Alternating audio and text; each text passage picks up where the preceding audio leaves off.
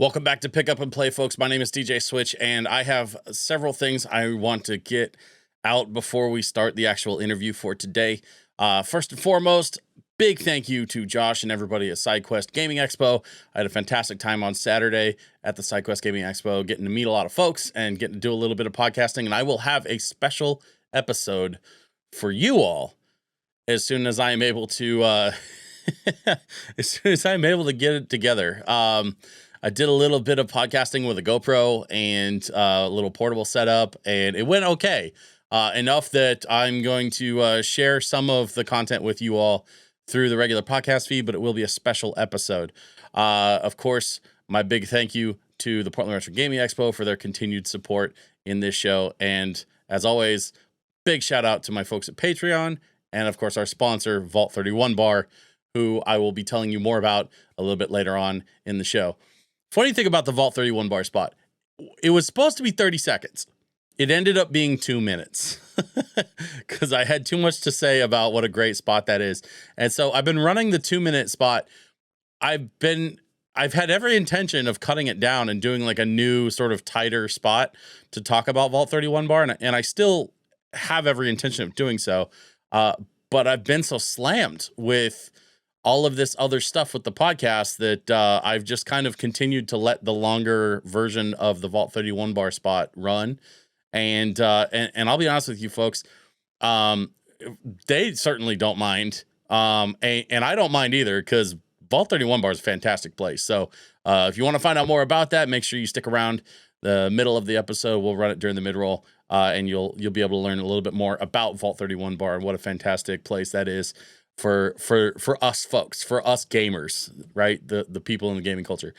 Today, however, my guest is Brett Weiss. He's an author, and he was kind enough to send me a couple of books. The 100 Greatest Console Video Games, 1977 to 1987, and of course, 1988 to 1998. This one especially is going to be my era. The early 90s to the late 90s was like my pretty serious retro stuff all the way up, and including the N64, which I absolutely loved. So I am looking forward to reading both of these, but my big thank you to Brett Weiss, who also signed these for me, actually. And it was really sweet of him. To DJ Switch, came on. And on the inside of the other one, he wrote, to DJ Switch, PRGE forever. Portland Retro Gaming Expo. Yeah, that was really sweet. And so my thank you to Brett Weiss for taking the time to sign those for me, and of course for taking the time to hang out with me on the podcast. So please sit back, pop in a video game, and relax and enjoy my conversation with retro gaming author Brett Weiss. Hey, Brett, thanks very much for hanging out with me today. I really appreciate it, man. Happy to do so. Always a good time talking retro gaming.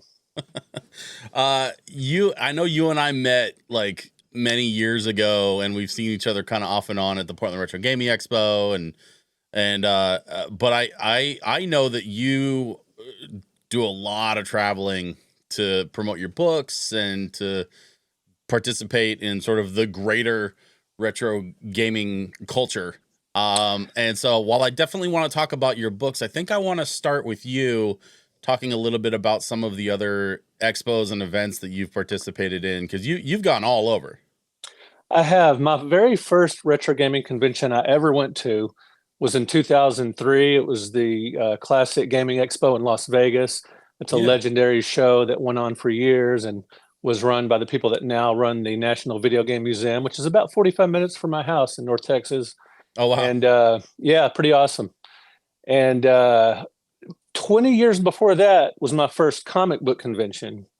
And I used to be a comic book store owner, and we used to set up at shows. So I've been doing conventions, pop culture conventions, for over 40 years now, which just seems insane. I've been attending them for over 40 years. I've been setting up at Pop Culture Con since the 90s. And I've been doing my book thing at conventions since 2007, when my first book came out. I did a book signing at Game Over Video Games in Austin, and then David Yeah, David Kalen, the guy that runs Game Over Video Games, he had me out as a guest at his show and everything. But before that, even I did the Oklahoma Video Game Expo in 2004, and Albert Yaruso, who runs Atari Age, or now he works for Atari, I believe, he had a show in Austin around that time too. So since the early to mid 2000s, I've been doing retro gaming cons. And when I first started doing retro gaming cons, I was just thrilled to be there as a fan, to get in the door, to see stacks of games everywhere. And 2003 convention, that first Classic Gaming Expo, they had stacks and stacks and stacks of Atari 2600 games, Atari 5200, 7800, two, three, $5 each, CIB, sealed, whatever, the common stuff. Some of the rare games were expensive, yes. Some of the rare ColecoVision games were expensive, but there was so much product. So much of that stuff was so cheap compared to now. Man. The NES stuff was ridiculously cheap. So yeah, it's been a fun journey just to see the growth of retro gaming from a just sort of a niche market in the 90s to kind of an underground thing in the 90s. Old game consoles and games were considered junk in the 90s, like stuff from the 80s and 70s were considered junk in the 90s by the vast majority of people. And now this stuff is considered antiques, collectibles, holy grails, whatever you want to call it. And right. But yeah, it's been amazing. But yeah, I've done a lot of conventions all over the country, from the bigger ones like Game On Expo and the Midwest Gaming Classic and Too Many Games and Classic Game Fest in Austin, these big shows where I've been a guest, all the way down to some smaller one-day shows that have more of a swap meet vibe. And I have a blast at every one of them. Inevitably, it's just so much fun meeting up with readers, with fans, with friends, just hanging out, meeting people that had never heard of me before, people that only knew me, from seeing my books on Amazon or whatever, or my YouTube channel. So yeah, it's just every show. I can't recall a video game convention that I've gone to that I didn't enjoy. Just a blast. Man, that's so cool. So, I recently had a conversation with Toby Wickwire, the current vice president of Portland Retro Gaming Expo. Right. And he also works for an auction house now. Yeah, well, yeah. But he was, we were talking about his history with the expo here in Portland, and he mentioned that he was a vendor at the very first one in 2006. So like your activity in the culture even predates that, which is kind of surprising. I think Toby, I don't know if he ever went to the Classic Game Fest, but yeah, Portland started out in the late 90s under a different name. And I think that sort of led to the Portland Retro Gaming Expo. It became, I believe it started being called the Portland Retro Gaming Expo in 2006. But before that, it was, it went under different names. Northwest Computer Gaming something. Yeah, something like that. I honestly don't remember. Right. And from what I understand, that show even predates World of Atari, and which led into Classic Gaming Expo. Portland apparently was before Classic Gaming Expo. But yeah, those were the earliest sort of mainstream-ish. I mean, they were small to start out with, but they had, people cite those two, Portland under its previous name and the Classic Gaming Expo, as the earliest, full-on retro gaming cons. And my first was 2003. Yeah. So yeah, I'm old. I mean, there's some nice things about that. Turns out we're retro now. Right. Well, I'll never forget, man. I'll never forget the very first time I heard a song from the 1980s on an oldies station. Now, I'm not talking a classic rock radio station. I'm talking an oldies station. In Dallas-Fort Worth, there's this oldies station that played nothing but 50s and 60s. And a little bit of 70s. Right. Well, one day I'm driving along and I hear something from the 80s when I was in high school, and I was like, okay, I am officially old now. I had that exact same experience very recently. My not last year. Gosh, this pandemic, man, I keep forgetting what year it is. Right. 22 was my 20th anniversary of my high school reunion. Okay. And wow. And you're getting up there. Just recently, in the last couple of years, I've started hearing stuff that I used to listen to on repeat in high school being played on the classic rock stations. And I'm like, yeah, man, I'm not ready. I'm not ready for Green Day to be considered classic rock. Well, I don't know how I feel about that. Just wait until they start playing it on the oldies station. Yeah. the oldie station, then you'll really feel it. So yeah, you've got a little ways to go. So listen, man, I love that you've been around for a long time, but I'm really curious, especially because you've been jumping around to a lot of different places around the country. Do you notice any kind of a difference regionally in terms of things like, I don't know, pricing or availability?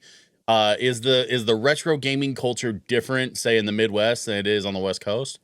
Dude, that is a fantastic question. So when I do shows in like the Dallas Fort Worth area, or more actually, even the Dallas Fort Worth shows have a different vibe than, say, the Missouri shows or the Oklahoma City shows or the Kansas shows or whatever. If you really get into the heart of the Midwest, those shows have a different vibe. More people pay with cash, more people try to bargain, more people try to, like, well, you take $8 for this $12 game or whatever. Sure. In some of the bigger cities, some of the East and West Coast, you don't get as much bargaining, and you don't get as much of that kind of thing. More people pay with plastic in the bigger cities, tend to.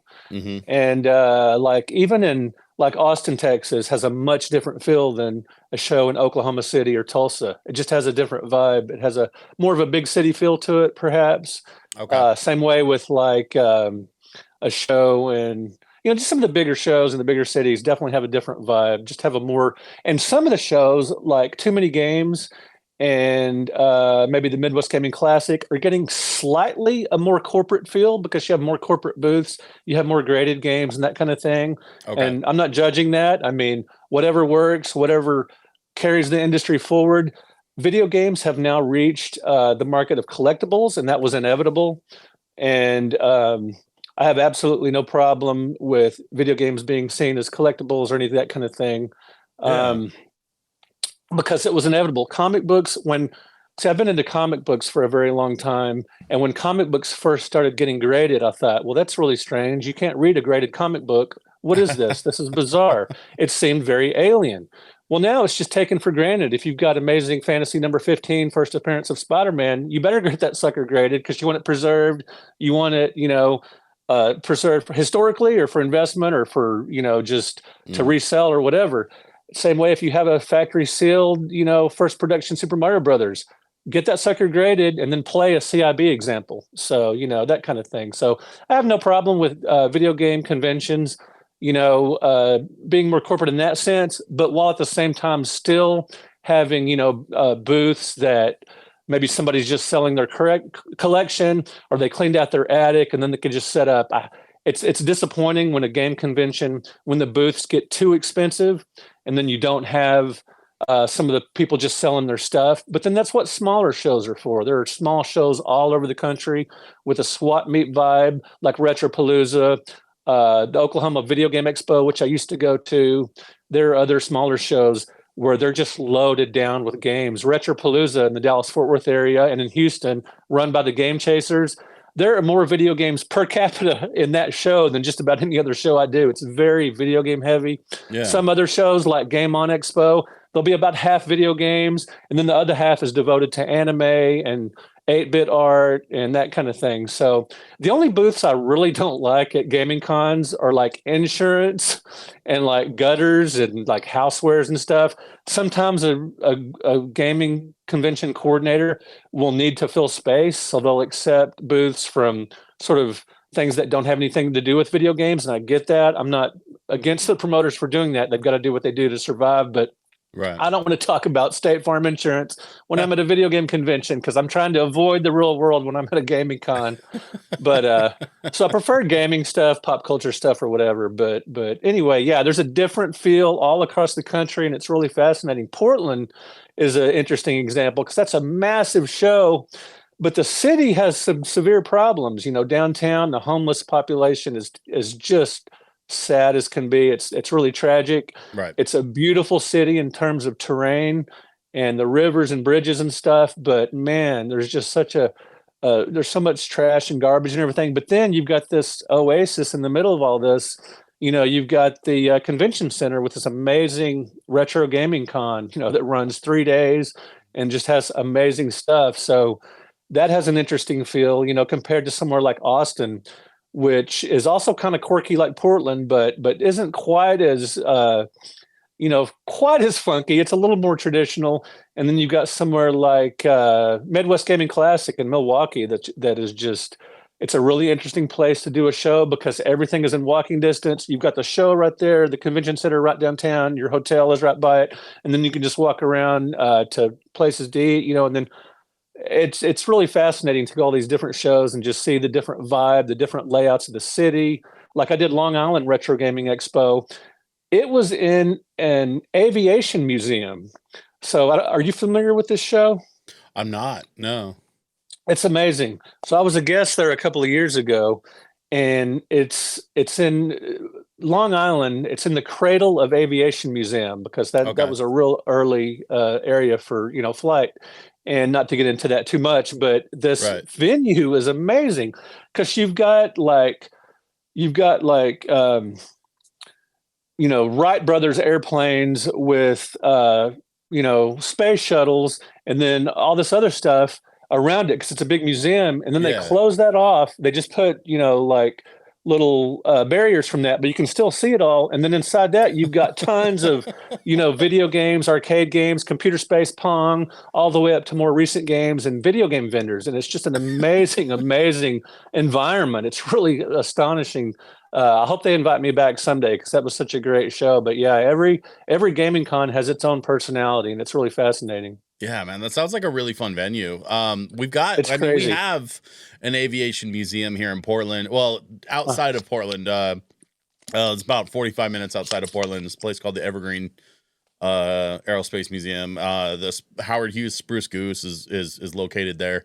Okay. They've got an SR-71 down there. They've got a few other like pretty well known. Well, tell them to host a gaming con. It's a really interesting mix.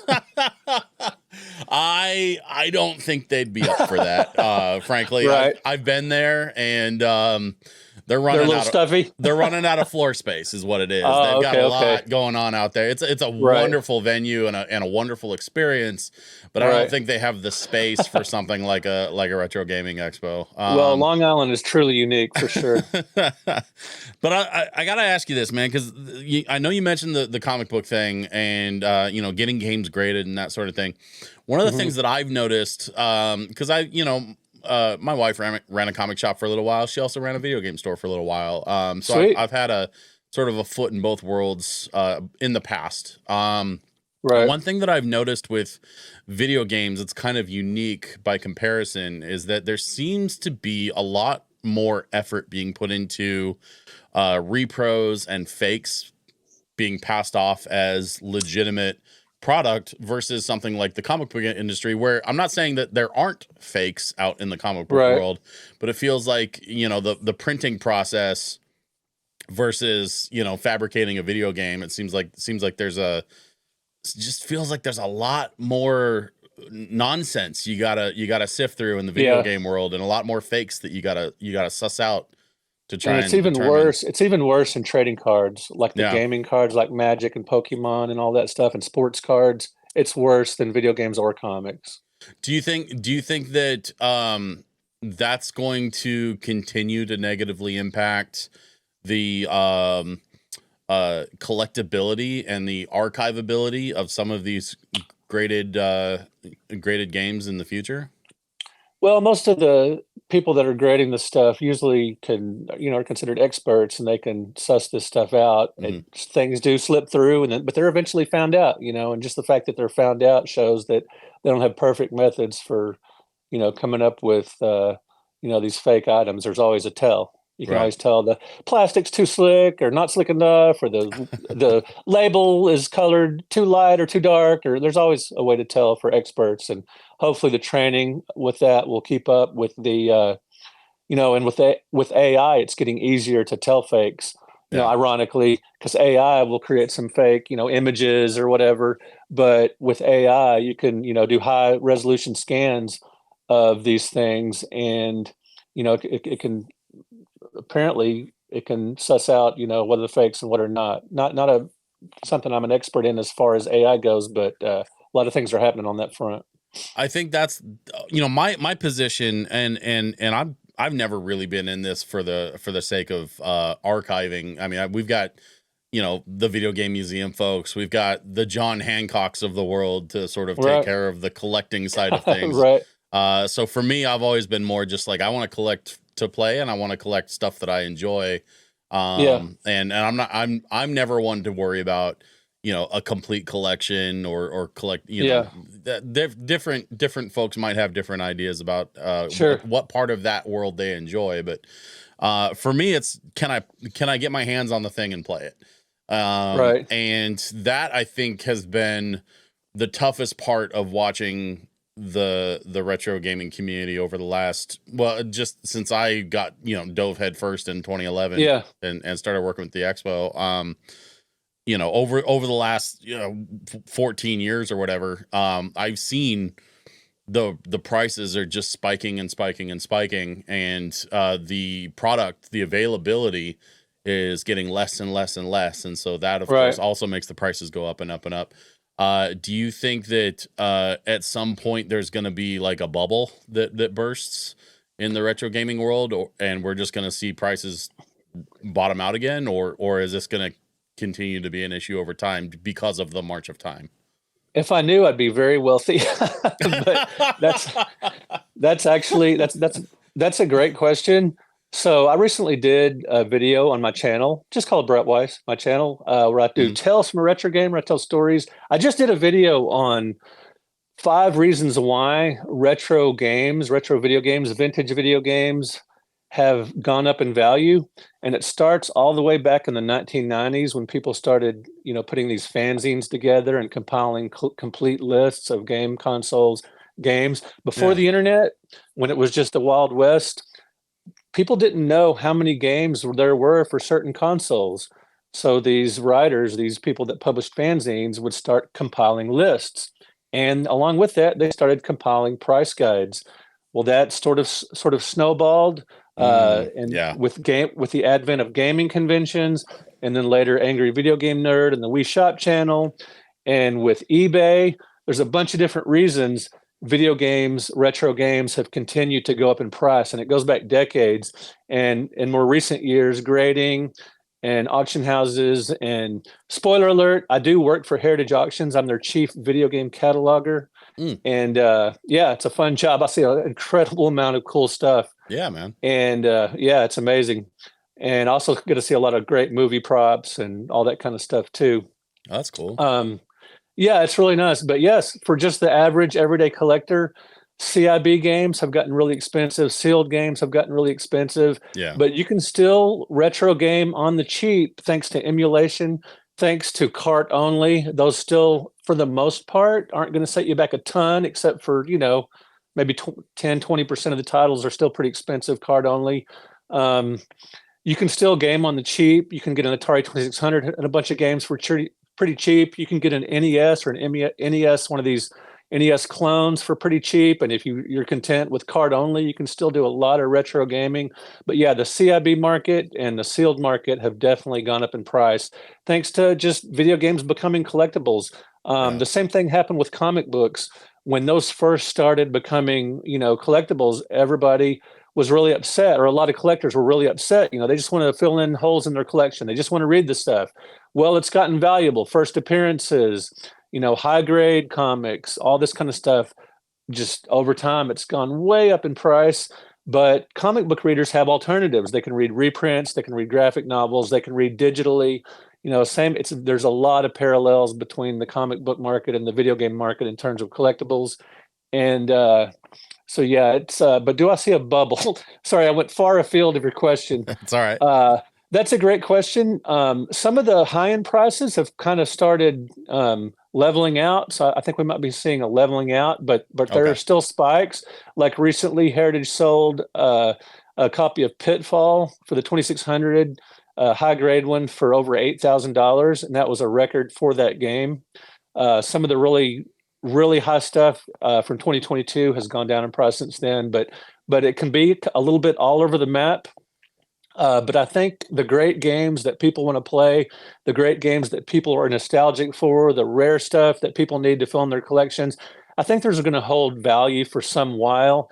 Now, there at some point, everybody that grew up playing the Atari 2600 and the NES are no longer going to be with us. And it'll be interesting to see what happens to market. Not that I'll know, but it'll be interesting to see what happens to the market at that point, because that stuff might go down in value because the people that were passionate about that era won't be collecting anymore or won't be here anymore. So that could cause a downfall. And then you'll see what happened with the GameCube, where prices skyrocket for the GameCube as soon as people start getting nostalgic for that system. Right now, it's a great buyer's market if you want to buy stuff for the 360, the PS3, and consoles from around that time. Man, you can amass a massive game collection of AAA titles for $1 to $5 each, $1 to $10 each. You can build an incredible game collection of recent generations. And 10 years from now, 15 years from now, are you going to look like a genius for having this incredible game collection? Because if you had amassed a massive game collection 20, 30 years ago, which some of us have done just for the love of the hobby and to collect, to fill in holes, games you want to play and that kind of thing. If you'd amassed this crazy game collection, you'd be doing pretty well right now because you would have got in on some cheap prices. So if you're really bitter about collecting prices, and I totally understand that, if you can maybe look at more recent generations of consoles and look into collecting for those, because there's some fantastic games. There's some retro style games. There's some retro compilations that you can buy very cheaply. And, that might be the way to go if you're frustrated with the price of sealed games, of CIB games, of key titles, of rare titles, and that kind of thing. So obviously someone who works in the retro gaming community and does a lot of traveling and does a lot of writing, and we definitely are going to get to the books here in just a little bit. All of this has to come from some kind of connection to video gaming. I would imagine in the early years. What kind of games were you playing when you grew up, and what was it that really kind of shifted your passion for this retro gaming thing from just a casual player to, no, I really want to make a go of this and make this a heavy part of my life? Wow, that's going to take a minute, but if you got it. Oh, we've got it. We've got plenty of time. I've been playing pinball for as long as I can remember, since the early 70s, when I was just a little kid. But in 1975, I discovered video games at the local bowling alley, skating rink, that kind of place. And I distinctly remember playing Pong and playing Midway's Gunfight, which is just two stick figures coming out, a 1975 game. They did an unauthorized port for the 2600 called Outlaw. It's just two stick figures coming out and shooting each other. And you can hide behind a barrier or whatever. Loved it. I thought it was amazing. But I still loved pinball even more. And I played the electromechanical machines too, like the car games that have an actual steering wheel and you've got a screen, but then some of the parts move, like the Raceway actually is a physical thing that moves. It's electromechanical. Played some of those. Loved electromechanical machines and pinball, even more than video games. But then that changed in 1976 when Breakout came out. And I was wow, this is like a one-player version of Pong with things that disappear. And there's something primal in us gamers that like to make things disappear, like with Tetris and any shooting game. We're always making things disappear. For whatever reason, that hits something primal in us. Breakout. We get to feed our destructive inner child without any consequences. Maybe that's it, maybe that's it. But playing Breakout, just the crisp graphics and the smooth control and just being able to play a Pong type game by yourself and just having it advance, these more brick walls and everything. Yeah. That really touched a nerve in me. And I thought, man, maybe I like video games even more than pinball. And my brother and I, we would go to the arcades all the time, every Sunday night and a lot of Saturdays.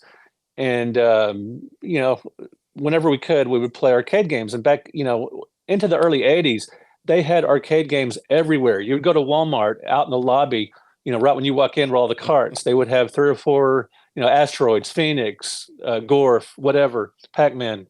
Yeah. And they were all over the place. At the Dallas Mavericks, where the Dallas Mavericks played, downtown Dallas, in their arena, you would walk the concourse. There would be periodically arcade machines back in the early 80s. And so I played games whenever I could. And not to make this too long of a story, I sort of, 1976, my two best friends each had a Fairchild Channel F. I loved it. I thought it was magic. Oh, And then wow. in 1977, yeah, it was weird. The kid that lived next door to me and 1 mile from me, these were my two best friends. They each had a Fairchild Channel F, which is just a strange, crazy coincidence Yeah. because that wasn't a very popular machine. And like most of my other friends didn't have it. I don't even know anybody else that did have it, but my two best friends each had one, Nobody and I ever just talks loved it. about it either. Like you never hear about the Fairchild. Right. It's a simplistic system, and the Atari did things a lot better, but it was groundbreaking. The first truly cartridge-based system, the Odyssey in 72, was obviously a different animal, but the Fairchild was amazing. I loved it. And then in 77, when my friends started getting Atari 2600s, or then called the Atari VCS, I would go to their houses wanting to play their games. We'd play Combat and Air Sea Battle and those great two-player games. And then when Asteroids came out and these arcade ports, Space Invaders, the first officially licensed arcade port for a console, 1980. When that stuff started coming out, it was just mind blowing that you could play these games at home. And then in '82, it was summer. ColecoVision ad came on TV, and I was like, "Wow, okay, I've gone this long, no console. I'm 15 by this point, and game consoles were very expensive. Games were very expensive. I thought I'm going to get a ColecoVision no matter what." So I pitched in $100, and my parents paid the other half. And I got a ColecoVision for Christmas along with Mousetrap, and that was amazing. And then Nice. yeah, from then on, and even before that, I was playing the handhelds in the 70s. I got some of those for my birthday because, they were 25, $30 a piece, more affordable. The Mattel stuff, NFL football, NBA basketball, that kind of thing. And then the Coleco handhelds. And I just started collecting this stuff, starting with the ColecoVision. And not long after early '83, before the crash, a kid at school was tired of his 2600. He sold it to me with 10 games for $10. And that was even a great deal. That was an amazing deal in early '83 because this stuff was still pretty expensive. And so that basically kind of kickstarted my collection. And then I got an Intellivision secondhand and an Odyssey 2 secondhand.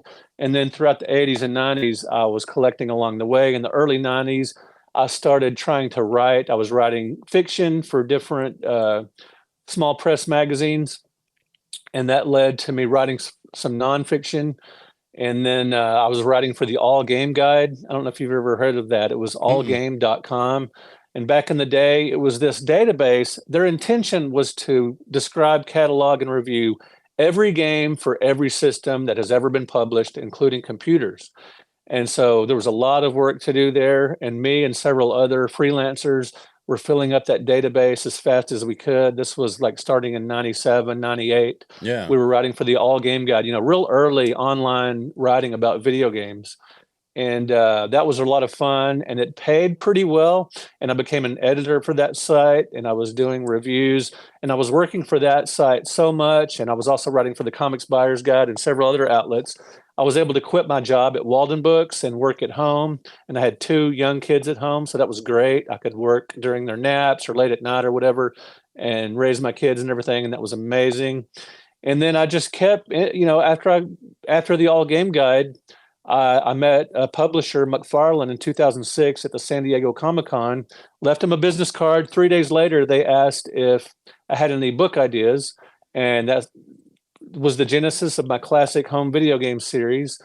And then that led to my 100 greatest books, the latest of which is right here, the 100 greatest.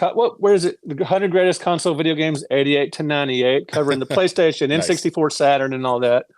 And that led to my omnibus books, like the NES Omnibus Volumes 1 and 2, got the SNES Omnibus 2. So it was really a process. I grew up loving to read. My mom would take me to used bookstores, and I also grew up loving pinball, electromechanical, and video games.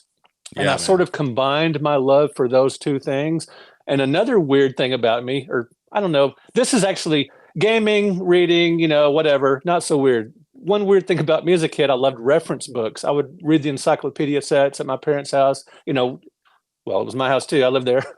At our house, I would read reference books. They had a science encyclopedia set. They had a regular encyclopedia set. They had dictionaries. I would read these, flip through these, fascinated. I would read the Guinness Book of World Records and these, these books that have the 100 best of this or that, or listicles is what they call them today. Back then, they were just reference guides with Yeah. the 100 best of this or what. I loved reference books, just ranking of things, and I sort of combined some of my different passions: reference books, reading, and video games into creating these video game reference guides. Yeah. So I hope I answered some of what you were asking for there. No, it was all in there. Folks, I am so excited to announce that this episode has been sponsored by Vault 31 Bar.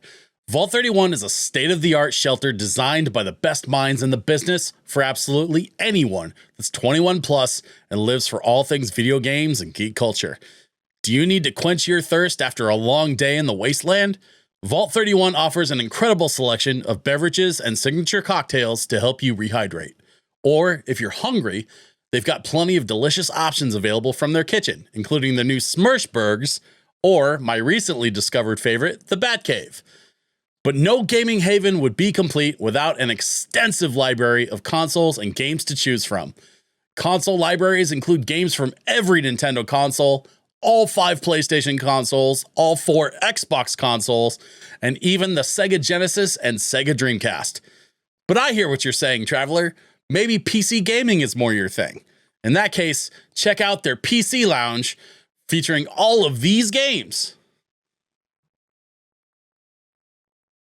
Between the games, the drinks, the food, and the fun atmosphere, Vault 31 Bar strives to be a place where everyone feels welcome. Whether you hail from the Brotherhood, the Institute, the Atom Cats, or the Minutemen, everyone from New California to the Commonwealth is welcome here. Vault 31 is just off East Mill Plain in Vancouver, Washington, and only a short 10 to 12-minute trip across the river from the Portland International Airport. Be sure to visit them at vault31bar.com or at Vault 31 Bar on Facebook, Instagram, X, YouTube, and Twitch. Vault 31 is easily one of my favorite hangout spots in the greater Portland area, which is why I'm both flattered and excited to be partnering with them on bringing you future episodes of this podcast. Please be sure to check out their events calendar to find out what they'll be up to next. And when you do get a chance to stop by, please let them know I sent you. Maybe I'll even see you there. And with that, let's get back to the show. I want to circle back a little bit to something you had mentioned. Sure. And first of all, I was a journalism major in college. Very cool. In the mid 2000s. And, when I got out of that, I came out of my college newspaper with a couple of awards for a video game column I had been writing at the time. And, nice. The transition into writing for a couple of websites that I was writing for in the late 2000s, I started to really kind of I had kind of a bad taste in my mouth for certain websites that were sort of milking the listicle idea. And I think it took a little while for me to sort of come back around to the idea of, oh no, you can, there's a version of this that is quality writing and is thoughtful and intentional and valuable. The websites that I'm thinking of and referring to were none of those things, and it was a lot of farming listicles for the sake of selling ads. And getting your CPM up and that kind of stuff. It was frankly just gross. But that was early days internet, right? So that's whatever. But then there's books like yours, like the 100 greatest video games that you held up from, what was it, 90? Where did it go? I've lost it. It's gone. Oh, it's 88 to 98. 88 to 98. Yeah. So just as an example, that is a very big decade with a lot going on. You've got everything from the original NES all the way up to the N64. You've got the Genesis, the PlayStation. How do you take all of those libraries and catalogs? How do you take all of those systems and boil it down to just 100? And it was in a related question. How many pages is that book? Well, the reason I chose that specific decade is because it's the sequel to my first 100 greatest book, which covers 77 to 87. And the reason I wrote that book originally is because I was reading a book of science fiction a book about science fiction movies, Okay. and it covered the 1950s, a key decade for science fiction. You know, Yeah. you got The Day the Earth Stood Still, Forbidden Planet, you know, tons of great science fiction movies from the 50s. Probably the most Everything that prolific. predated Star Trek and Yeah, yeah. probably the most prolific decade ever for, you know, as far as classic science fiction. Just an amazing decade. And I thought, you know, there needs to be a video game book covering a key decade of video games. And I thought, what would that be? I didn't want to start in 72 because, you know, you've got Pong and you've got the original Magnavox Odyssey, but there's not much happening You've got the between 72 crash and yeah. yeah, you got the Pong crash, you know, the Pong crash, you know, the first crash. A lot of people don't talk about the first crash when there was too many Pong Oh, consoles and everything. yeah. But then there was a second crash in 83. Anyway, so from 72 to 76, I skipped ahead to 77 when the 2600 first came out, the VCS. And I thought, let's do a decade from the VCS/2600 up through the first few years of the NES.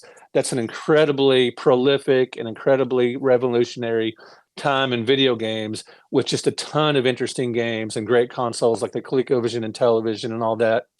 And the publisher loved the idea. I pitched it to Schiffer Publishing. I'd seen that they'd done some, you know, big hardcover pinball books, and I thought, well, maybe they'll go for a video game book like this. They liked the idea, and so that was brutal.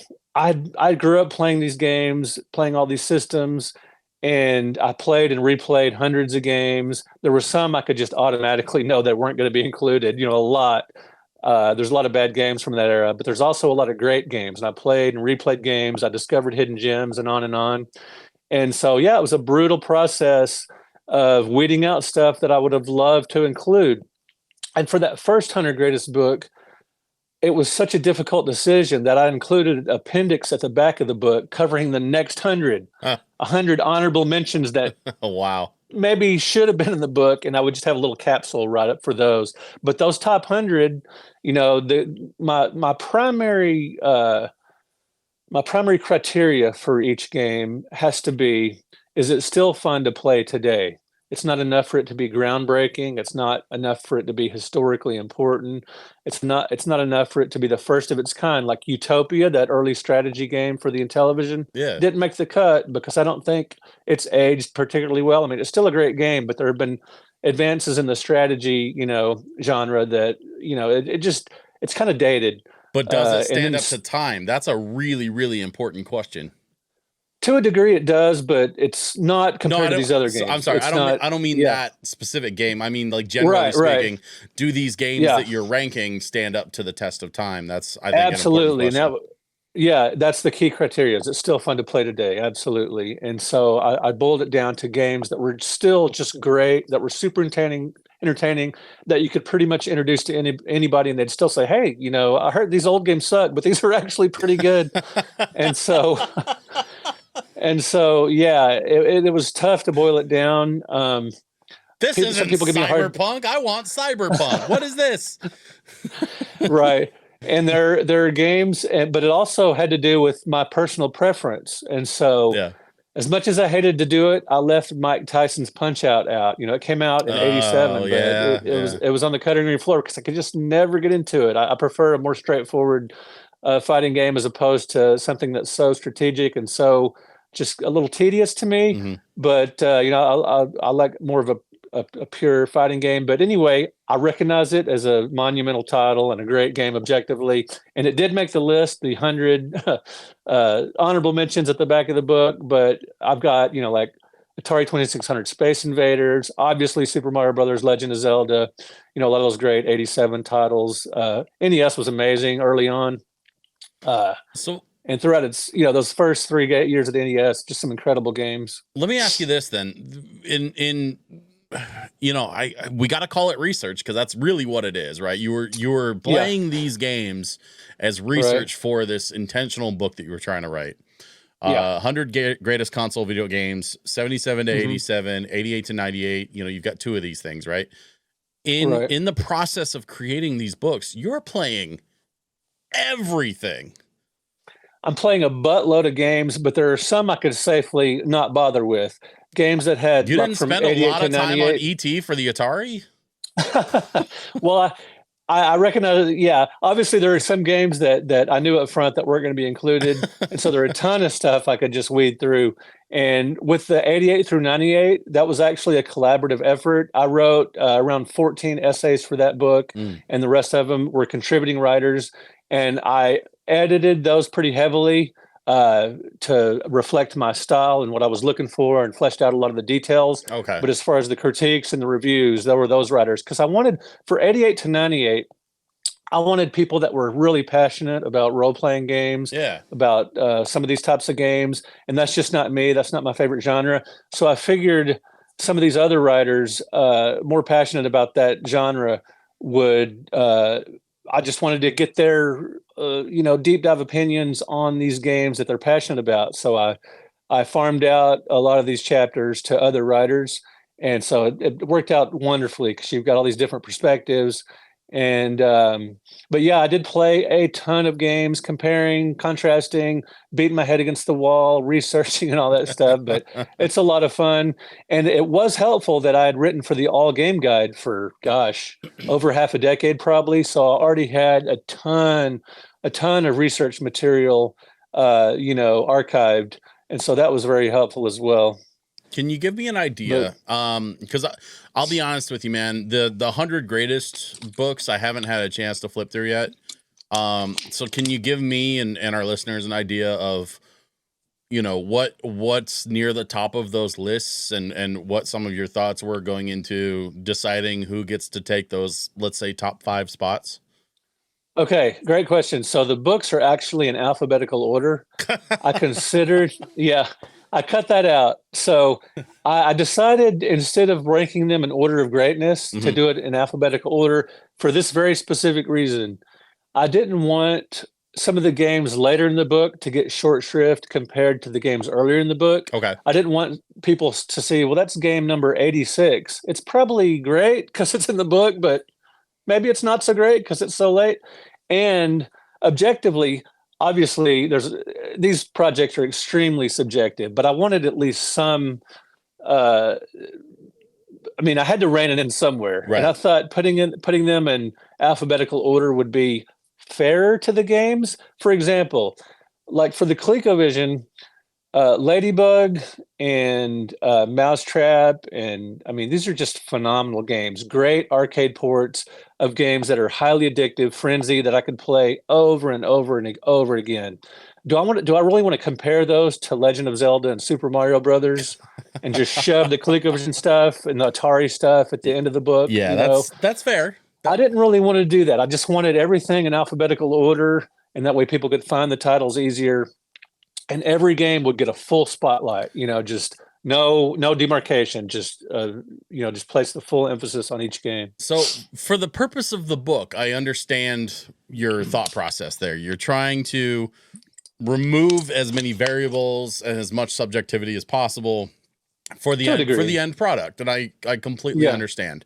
However, for the purpose of the podcast today, I'm going to hold you to it. I want you to give me your top 5. Just you personally, which ones are your favorites? 5 games of all time? Yeah.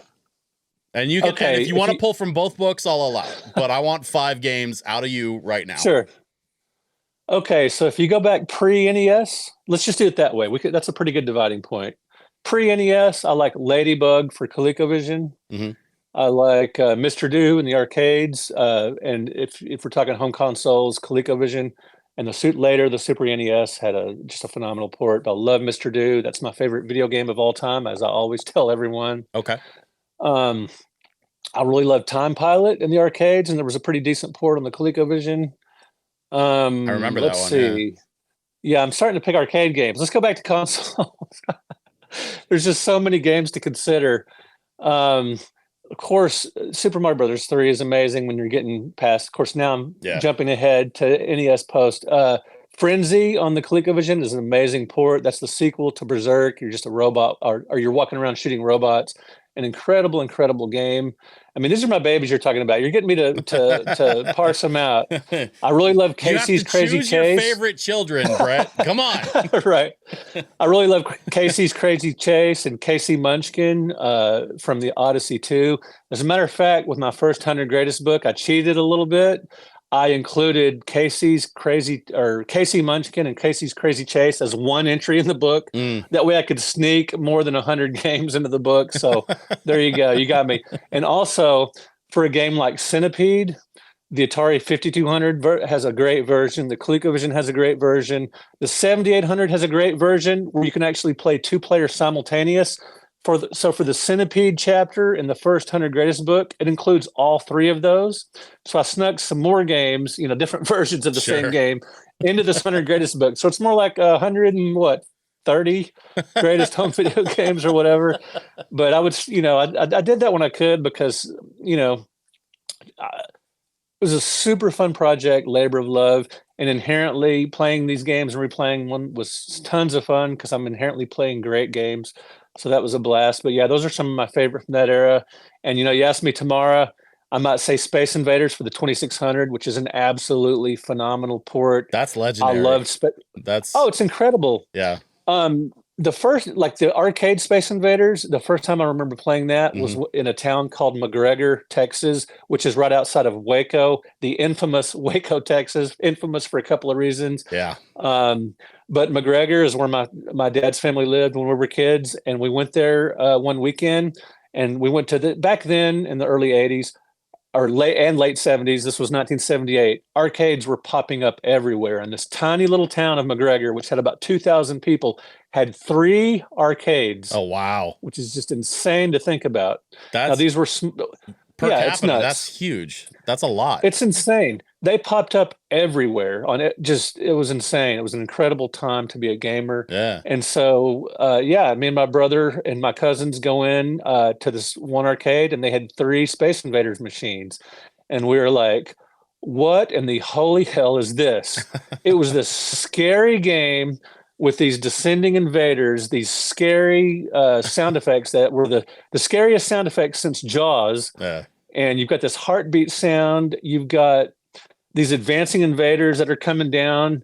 Terrifying. Think about it. This was groundbreaking. This was a game like none of us had ever seen. The world had never seen before this type of game with this sense of urgency. And with this type of, there were a lot of shooting games before Space Invaders. That was a big early genre, but no one had ever seen anything like Space Invaders with these characters and with this intimidation factor and this run for your life kind of thing. It was just a phenomenal game. And I actually like the Atari 2600 port even better than the arcade, because by the time Space Invaders came out for the 2600 in 1980, I was tired of the arcade game, kind of, because I'd played it a lot and it's kind of gets samey after a while. But the 2600 version has all those variants, all those different variations of games. So that's one of my favorite games of all time. River Raid, it's an incredible game. The ColecoVision version and the 2600 version are phenomenal. So those are some of my favorites from that era.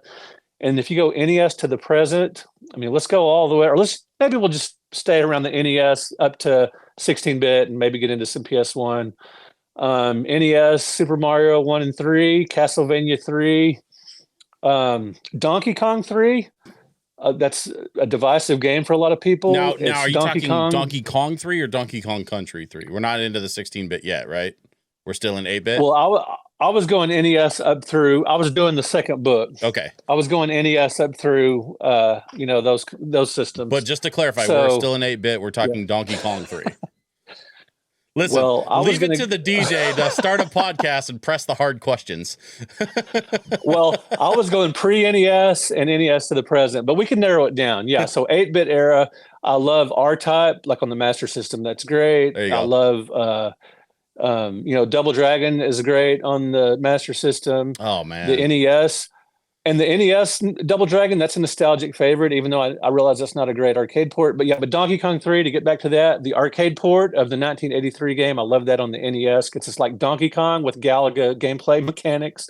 That was insane. I love those games. I had the first 3 Double Dragons on the Amiga. Oh, okay, that's cool. The heck out of those games. Yeah, those are some of my favorites easily.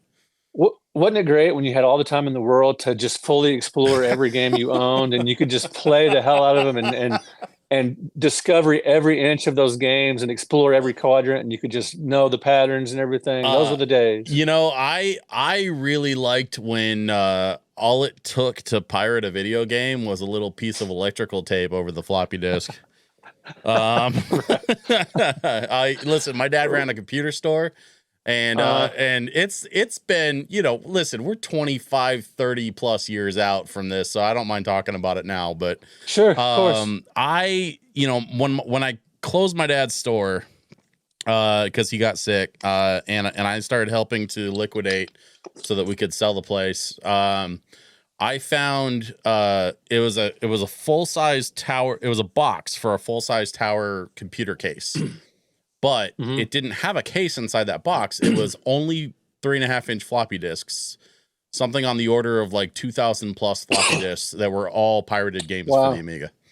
Oh, wow. And they were all my games that I grew up with. He just hung on to them. Right. Wow. Well, I had something similar happened to me regarding, you know, just a ton of pirated games. So in 1983, during the crash, you know, a lot of people abandoned their consoles in favor of computers. Well, a lot of my friends got ColecoVisions. Most of my really close friends, when I was in, you know, high school, had ColecoVisions, and it was really cool that way. It worked out great. We could trade games and all that kind of stuff and buy games from each other. Well, one of my best friends, his dad came home one day with a Commodore 64 and a big box of floppies. And they had the little titles on them, just Joust, Dig Dug, Donkey Kong, row after row after row of games. We had been paying, you know, before the crash, we had been paying $30 a piece, $40 a piece, whatever, $20 a piece for these games, depending on the company, depending on the console, depending on if there was a sale on them or not. And that's in 1980s dollars. That's, I mean, that was pretty. It was expensive to be. You think it's expensive to be a gamer now? You think retro gaming is expensive now? Try back then when you're a kid or a teenager and you're trying to pay full price for these games. Adjusted for inflation, you're talking $100, $120 a piece for these games. Yeah. And his dad comes home with probably a couple hundred games, you know, great arcade ports on the Commodore 64. He never played his ColecoVision again. You know, boom. Just a great example, a microcosm of the crash, you know? So, yeah, there you go. Pirated games. It was a big deal back then. And I never had a computer in my house growing up, so I never really got into computer gaming until the 1990s with the Mac, when I became a writer and got a Macintosh, and I played Dark Forces. And that's the main game I remember playing on my Mac. And I played Mario Teaches Typing. And funny enough, so before Mario Teaches Typing, I was the kind of typist who hunt and peck, you know, that kind of typist. Yeah. But in the early 90s, we got Mario Teaches Typing for the Macintosh. And that is how I learned to type like a real adult, like a real grown up like a real writer who actually types. It was through Mario Teaches Typing. Who says games can't teach you anything? I'd taken a typing class in high school, but I wasn't a great student overall, so that didn't do much for me. But thanks to Mario Teaches Typing, to this day, I'm a pretty fast typist. You know, it's funny. Nintendo is so notoriously careful about how they use and license their IPs. Right. Especially their biggest IP, Mario, and you know, like Zelda and Donkey Kong and that sort of thing. It was always really funny to me that like Mario Teaches Typing is one of the very, very few examples of a Mario game that wasn't on a Nintendo console. It was It was for computer use because they're trying to teach people how to type on computers, and I think they were kind of going after like the Mavis Bacon, like Monopoly, right? And let's hear it for Hotel. Let's hear it for Hotel Mario on the CDI. Oh God, yeah. Let's not. Well, speaking of Mario game, that's on a different company's system. Yeah. Yeah. No, I mean, that's not to say that they were good. You know, if it was good, Nintendo wouldn't allow it to be on anything other than. Hey, Mario Teaches Typing was pretty great. I mean, that's fair. That's a fair point. It wasn't a great platformer, but it was a solid educational game. Right. And then I played Typing of the Dead on a Dreamcast, and I was actually pretty decent at it. You know, that really helped hone my typing skills too. Good game. I got my at one point GameStop or I think at this point it was probably called GameStop and not FuncoLand anymore. Yeah, I'm pretty sure it was GameStop, but I don't know. It was right around that time when FuncoLand went to GameStop. It was probably GameStop at this point. I got my new in the box keyboard for the Dreamcast for just dirt cheap, just a few dollars. So that was cool. That was, those early 2000s were pretty sweet time to be collecting. A keyboard and mouse enabled, web enabled video game console. The Dreamcast was so far ahead of everything.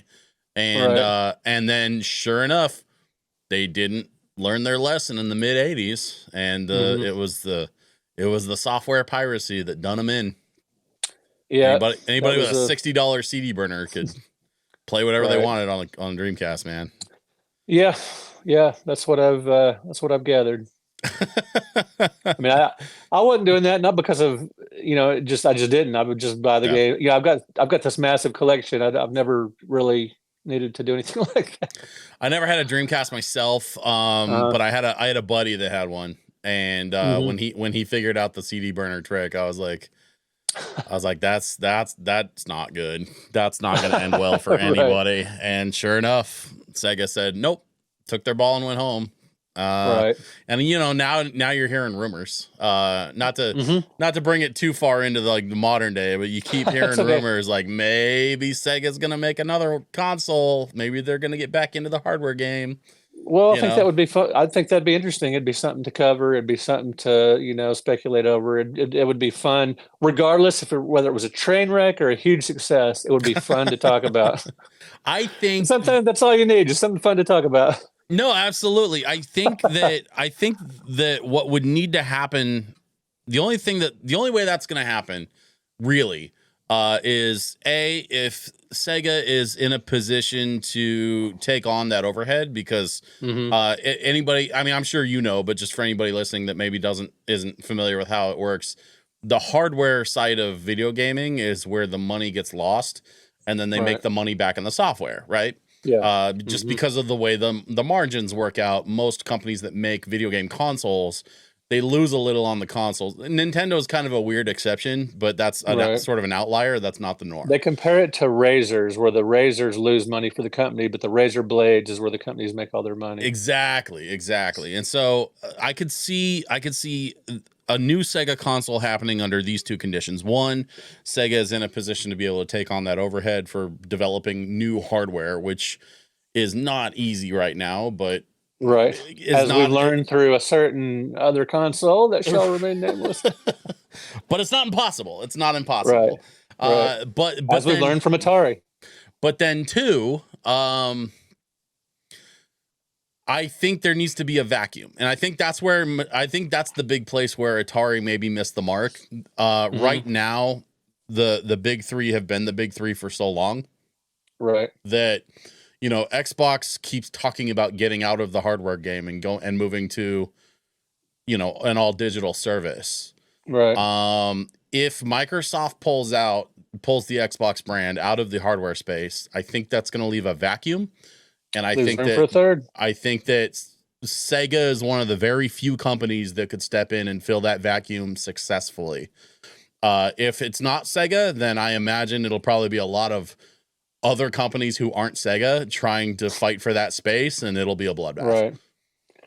It would be great if it was Sega because they have the marketable IPs, and they could, if they did it right, they could be a success. If you've got the right IPs and you strategize, correctly when doing this, you have the right marketing team in place and that kind of thing, and you don't put the cart before the horse, do things in the correct order, unlike another game console, they could pull it off. I mean, it's Sega, I don't want to speak for all gamers out there, but me personally, I was a Sega Genesis kid. I've talked about that on the show before. I'm a massive Sonic the Hedgehog fan. Yeah. What I wouldn't pay for a first party Sonic the Hedgehog title on first party hardware again. 2D? Yeah. 2D.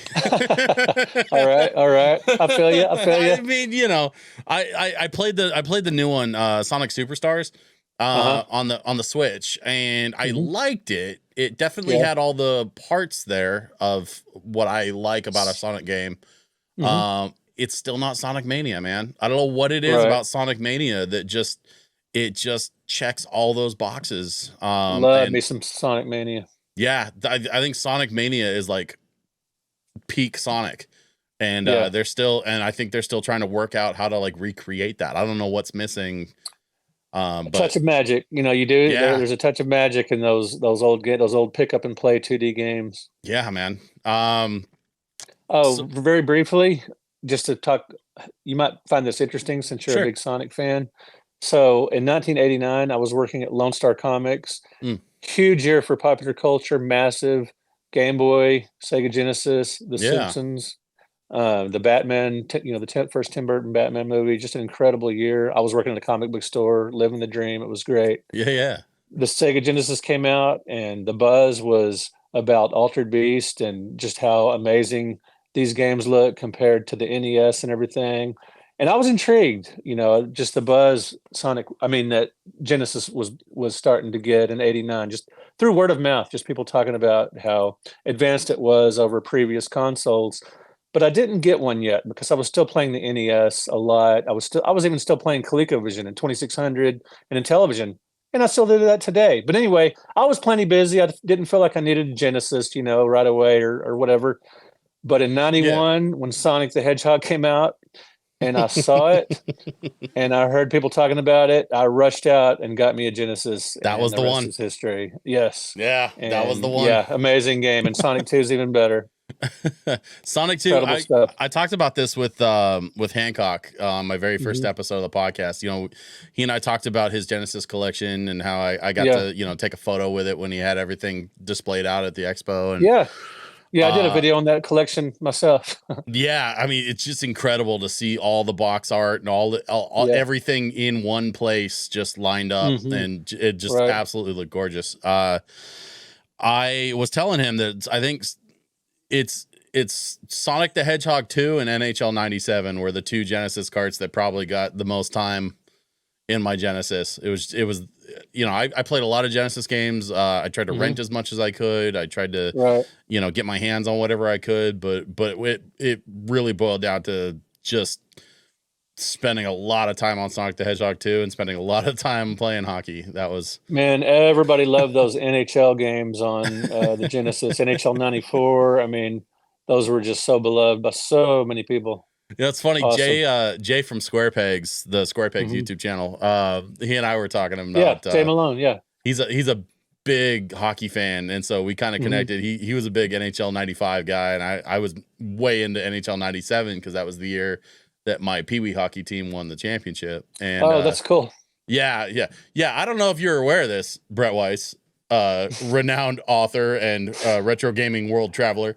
But you are talking to the 1997 Pee Wee Oregon State hockey champion. Woohoo! That's pretty cool. I'm sure you were at the time. You had to be on top of the world. That's great. Hashtag really stupid humble brag. I can relate, man. I played basketball and we lost in the championship in 7th grade, and I cried in the bus. Oh man. I mean, yeah, it was rough. Yeah, we my hockey team. So 2 years later, my hockey team went back to the championship, and and I helped them get all the way through the playoffs. And I was super psyched because by that point I had made assistant captain, and like we were doing really well. And it was the next level up from Pee Wee, so it was Bantam League hockey. It was for the 13, 14-year-olds, right? And my parents decided that we needed to take a family trip to Hawaii the same weekend that I was supposed to be playing in my championship game. And I didn't find out until a week later when I got back from Hawaii that we got second place. Oh, wow. I was so mad. So when they told you, hey, we're going to Hawaii instead of you playing in the game, what did you say? I was like, listen, I'm old enough. Can I just feed myself and take the bus? And they're like, no, you're going. Okay. I was 14. I wasn't old enough to drive yet. And technically they were still like legally responsible for me. So I was like, okay. Right. Um, Yeah. but Wow, that's interesting. At least they anyway, weren't taking you like just somewhere lame, like to some relatives you didn't like and just sitting there all day. At least you were going to Hawaii. it's funny. I appreciate my trip to Hawaii more as an adult, like thinking back on it. Sure. At the time, I was so bored. Bored in Hawaii. Only a kid could get bored in Hawaii. That's That's the just one it, man. thing. I was a kid. That's the one great thing about getting older is man, you learn to appreciate things. I didn't have any video games with me. There was no Disney stuff going on around me. Like, what was I supposed to do? Like, Right. look at the wildlife and like hang out with all the people who were drinking in bars that I wasn't old enough to drink at. Like, yeah, no, it was, I was really bored. And then like now as an adult, I look back on it and go, actually, that was kind of rad. Right. Well, we took our kids on a trip up through Washington, D.C., just seeing this incredible history. And their favorite part of the entire trip was Six Flags Over Maryland. So, kids, right? Listen, Brett, we gotta wrap things up, cause we're actually a bit over, but that's fine. It's a podcast. No one cares. Sure. Right. Let me ask you this though, before we go, can you tell me a little bit about the omnibus books? Cause I'm really fascinated by this idea. You have put together 2 volumes for the Nintendo Entertainment System, 2 volumes for the Super Nintendo Entertainment System. Right. So between these 4 books, you are playing literally every game in the catalog and then writing up a review on it. Well, it's a pretty insane project. Luckily, I had a lot of the research in place already with my second classic home video games book, Mm-hmm. which I had covered the NES catalog already. So that was a lot of great research. I already had a lot of research catalog from my days with the All Game Guide. So a lot of the infrastructure was in place, but of Okay. course I updated a lot of the stuff. I played a ton of games. I borrowed a bunch of games. I bought and resold a ton of games so this project didn't just absolutely break me, and it was incredible. Yeah. And yeah, it was crazy. So each book, so this is the NES Omnibus Volume 2. Each book has kind of like a capsule review / synopsis of each game, which Yeah. I wrote. And then in addition to these little capsule reviews, these synopses, I had contributing writers share nostalgic stories about around half of the games. So you've got people like John Riggs, John Hancock, Kelsey Lewin, Tim Lapatino, the author of Art of Atari, programmers, developers, all these talented people, other authors writing these nostalgic stories to supplement the dry facts, to supplement the gameplay information, to supplement the critiques and all that. Just so you have like an awareness of the culture surrounding these games. Also included some of my memories of buying or playing or nostalgia for the game. So yeah, they're very well-rounded.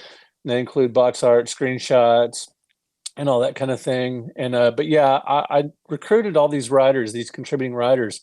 One, to make the book stand out from similar works, and to just sort of build a community around these books, to get other people's opinions, other people's perspectives on these games and that kind of thing, and also included quotes from old magazines and respected websites. So you would get more opinions even. You'd have a well-rounded view of each game. Yeah. And so, yeah, these are comprehensive. They were a lot of fun to work on. They were an intense amount of work. And the most work, playing the games is fun for the most part. That's the best part of the research, and reading the instruction manuals is fun. Remember, I'm the reference dork. Right. Right. but the tedious part was fact checking, editing, and I had fun editing these stories because I get to read these great stories from these contributing writers. But it is a lot of work, and just fact checking everything, all these details does get very tedious. And I would love to do a Sega Genesis Omnibus, but man, that's going to be a massive project. Plus, Sega UK has been cracking down on authors and book projects. They've forced a couple of different writers to cancel these Sega Genesis books, one of which was in progress, one of which was completely written. I don't remember the titles off the top of my head, but one book was completely written, and they just ended up giving it away as a PDF instead of being able to publish it as a book, which is really, really distressing. So I kind of pulled away from doing a Genesis Omnibus at That's this point. that was going to be my question: is are we going to get a Sega Genesis Omnibus? So what is it that's causing this tension? Is it because you're using images or because you're referencing? Apparently it's all about the images, and these omnibus books wouldn't be possible without really lush illustrations and a lot of screenshots and a lot of box art. Now, Right. I've been told to contact Sega USA, that maybe they're more lenient than Sega UK, but I Mm, haven't done that yet. The wind was really, I'd started on it, and I'd started accepting stories, and I'd started the framework of some of the reviews and stuff, but I kind of put the brakes on it. It just took the wind out of my sails when I saw these two book projects being canceled. I just can't, that would be a nightmare for me to put all this work into, a couple of years or more into a book, and then just to see it pulled out from under me was just a nightmare to think about. So currently I'm in the process of at least compiling a list of games for a third 100 greatest book. okay. Okay. Um, I would be curious to see what they have to say because, and I guess the question that I take away from this part of the conversation is these two books that you know of that were shut down by Sega UK. Mhm. It sounds like they were guys that were trying to publish over there, not here. If it was Sega UK that was Um, going after them and not Sega US. I assume they're UK publishing houses, Hmm. but they would have distribution over here Right. at least through Amazon or something. But yeah, as far as I know, they were UK publications But for my sure. but my big question is, do they already have 4 omnibus books under their belt like you do?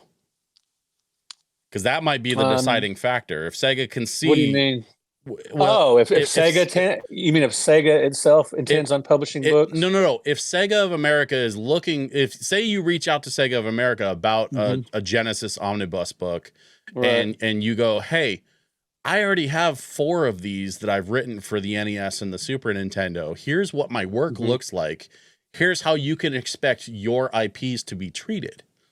Right. And they might respect that because you've That would be already a great Right. That would be a great phone call. That'd be a great email. I just haven't done it. mm, I just haven't got back in that mindset of putting out these omnibus books for massive undertakings, sure. because there's, over 350 games per book. And, the Genesis library is similar to the Super NES library in size. Well, that's way more And than I've 100. just, yeah, 100 greatest. And the 100 greatest books are more fun to write because you get to do a deep dive for each Yeah. game, and you're inherently only writing about great games. You're not having to dredge up a lot of the garbage. And so, yeah, it's just more now, maybe when I retire from my day job, I'll do a Genesis Omnibus or something. But currently I'm looking at maybe, or hopefully, I say hopefully, I'm sure I'll do a third 100 greatest book. It's just a matter of when, most likely.